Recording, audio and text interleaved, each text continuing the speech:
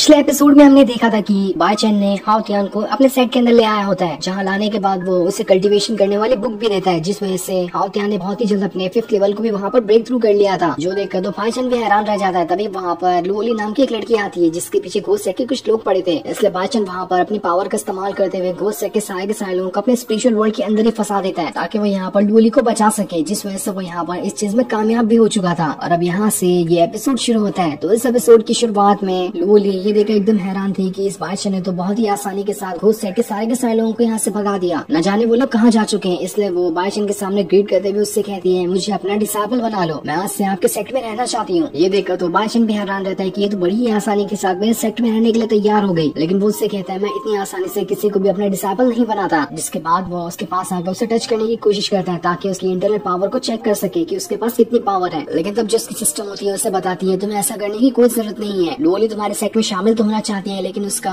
Loyalty percent सिर्फ 10% ही है, यानी कि वो तुम्हारे पर सिर्फ 10% ही भरोसा करती है। बाकी के 90% वो तुम्हें अभी तक अनजान इंसान ही मान रही है। सुनकर तो बादशाह भी हैरान रहता है कि मैं तो यहाँ पर इसकी जान बचाई थी, लेकिन तब भी मुझे ऐसा क्या करना पड़ेगा जिस वजह से इसका यहाँ पर ट्रस्ट मेरे ऊपर बढ़ जाए। मुझे तो ऐसा लग रहा है कि यहाँ पर कुछ टाइम के लिए बस जगह ढूंढने के लिए आई है, एक दो दिन यहाँ पर रहने के बाद यहाँ से चली जाएगी। आखिर लड़कियों को जल्दी किसी के ऊपर भरोसा क्यों नहीं होता है। तब उसके सिस्टम उससे बताती है, लुओली के अंदर उसकी स्पिरिचुअल पावर है, जिस वजह से उसे अगले 36 घंटों के अंदर अपने फिनिक्स बर्ड की पावर को एक्टिवेट करना पड़ेगा। और अगर फिनिक्स बर्ड की पावर उसके अंदर से 36 घंटों के अंदर एक्टिवेट नहीं हुई तो वो पावर वहाँ पर खत्म हो जाएगी। अगर बादशाह ने उसकी फिनिक्स बर्ड की पावर को एक्टिवेट करने में मदद कर दी तो इसके बदले बादशाह को एक बहुत ही बढ़िया कमरा दिया जाएगा, जिसके अंदर बादशाह आराम के साथ रह सकता है। इसलिए वो फिर से लुओली के पास उसकी फिनिक्स बर्ड की पावर को चेक करने के लिए आ रहा। ये देखकर तो लुओली और ज्यादा घबरा जाती है और उसका भरोसे का परसेंट से 5% रह गया था। तब हाओ तियान जो होता है लुओली से कह रहा होता है, क्या तुम नहीं जानती, तुम्हें मास्टर को टच करने दे देना चाहिए था, क्योंकि जब भी मास्टर टच करते हैं तुम्हारे अंदर की स्पिरिचुअल पावर एक्टिवेट होती है। इसलिए आगे से जब भी वो तुम्हें टच करने की कोशिश करें तो उन्हें टच करने देना, वरना तुम्हारी स्पिरिचुअल पावर कभी एक्टिवेट नहीं होगी। जिसके बाद बादशाह जो होता है लुओली को उसका कमरा दे देता है, जो कि बहुत ही ज्यादा कबाड़ जैसा दिखाई दे रहा था। ये देखकर तो वो भी हैरान रहती है कि आगे इस कबाड़ के अंदर मैं कैसे रहूंगी। इधर बादशाह अपने सिस्टम से कहता है, मैंने तो लुओली को अपने सेक्ट में शामिल कर ही लिया, तो इसके बदले जल्दी से मुझे मेरा रिवॉर्ड दो, जो कि वही महल जैसा कमरा होगा, मुझे वो चाहिए, ताकि वहाँ पर जाने के बाद मैं आराम से रह सकूँ। इसलिए उसकी सिस्टम जो होती है उसे वो महल वाला कमरा दे देती है, जिसे देखकर तो बादशाह की खुशी का ठिकाना नहीं रहता। वो कहता है, काफी दिनों बाद मुझे आज चैन की नींद आएगी। इतने बढ़िया कमरे में रहने की वजह से